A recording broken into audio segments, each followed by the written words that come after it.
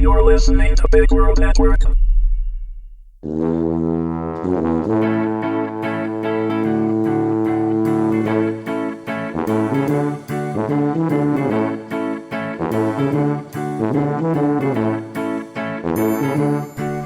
Average, Season 2, Episode 7. Written by Jonathan Thompson, read by Heather Thompson.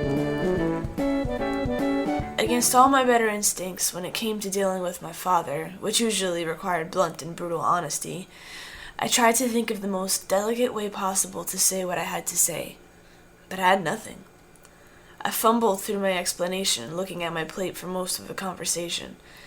Have you ever found yourself wishing desperately over boiled spinach for inspiration?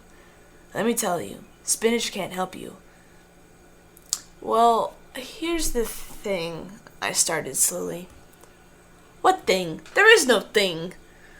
What if the stimulus that was going to shape the expression of that gene has already done its job? What if I'm already locked into something? Wait, so do you think you already have a power that we have to discover, or is it just one that we have to influence? I'm confused. I don't think it's either. Yeah, Dad said, deep in thought. Finally, and with complete conviction, he said, "Your theory makes no sense." You know when you're trying to explain a difficult truth to someone, but instead of just spitting it out, you hope they figure it out on their own first? That tactic does not work with my father. And I knew that.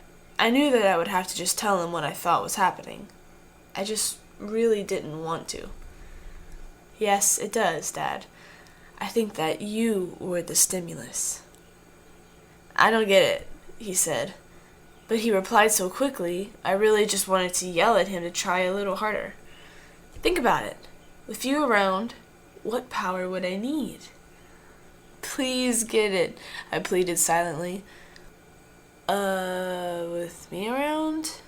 None, he said proudly. His cocky grin slid away, though, when he saw the look on my face. I nodded gently. So you think that super gene thing just sort of shriveled up and died? He asked. Because of me? He wasn't sad or disappointed, though. He was investigating. It still wasn't completely true to him yet, since he was still using phrases like "you think." He was still talking about it like it was a theory. But I was positive about this. I knew in my gut, or my heart, or my kidneys, or whatever deep part of a person tells them terrible news, that my father, being as awesome as he was, had ruined my chance of ever being like him. He was my defense mechanism. He was my coping strategy. My father was my superpower. Yeah, I think so, I finally answered, treading lightly.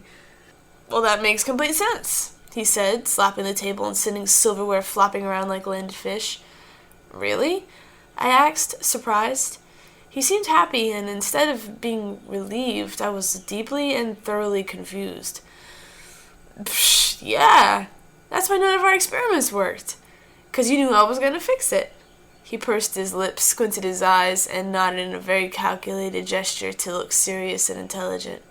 Submentally, he said, tapping a thick finger against his temple. I sighed, subconsciously. Yeah, probably that way too. Plus, the stuff we did was nowhere near prolonged. So, new plan of action. Dad, I shouted, stopping him. There is no new plan of action. Will you just listen to me? I don't have a power because I don't need one. I'm perfectly fine without it. Why can't you just accept that? I never yelled at my dad, so I think neither of us was really sure what to do next. Quinn, he said calmly, of course you're fine without a power. I finally relaxed. I even smiled a little. But think of how much more incredible you'll be once we find it. I slumped back in my chair, defeated. We just need a more long-term strategy. That also takes me out of the picture. So, you're just not going to budge on those bull riding lessons, are you? He asked. Everything inside of me wanted to scream at him from across the table. I wanted to remind him how much I would love to have just a fraction of what he has. I wanted to let him know that I would always resent him for taking away my chance at being extraordinary, but that I understood that it's only because he cared about me so much. I wanted to ask if I could understand that and forgive him. Why couldn't he just accept me for who I was? Instead, I stood up and walked out. I needed that to be a powerful enough statement because, honestly, if I opened my mouth, I wasn't sure of what would come rushing out. "All right," Dad said to my back. "I'll make you a deal." I stopped and turned my head to look at him. "What deal?" "First, I want you to know that this isn't about me accepting you. I love you exactly the way you are. But I want you to see yourself for the amazing person I know you are. So I'm going to keep pushing you until you admit how awesome you are and that you can do something phenomenal," he said. My brain really can't process this sort of sentimentality. Seriously, I just don't know how to react to it. Well, no. I know how my body wanted to react.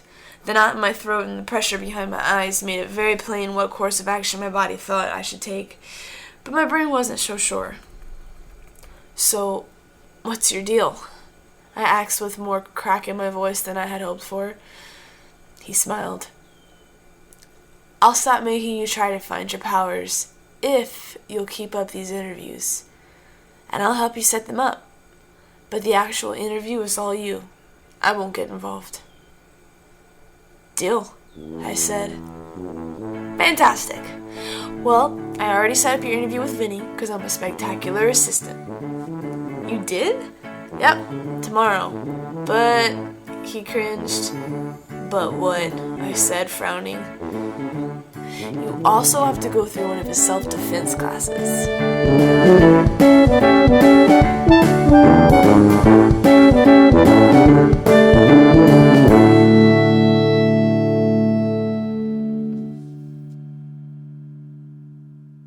Music by Kevin MacLeod.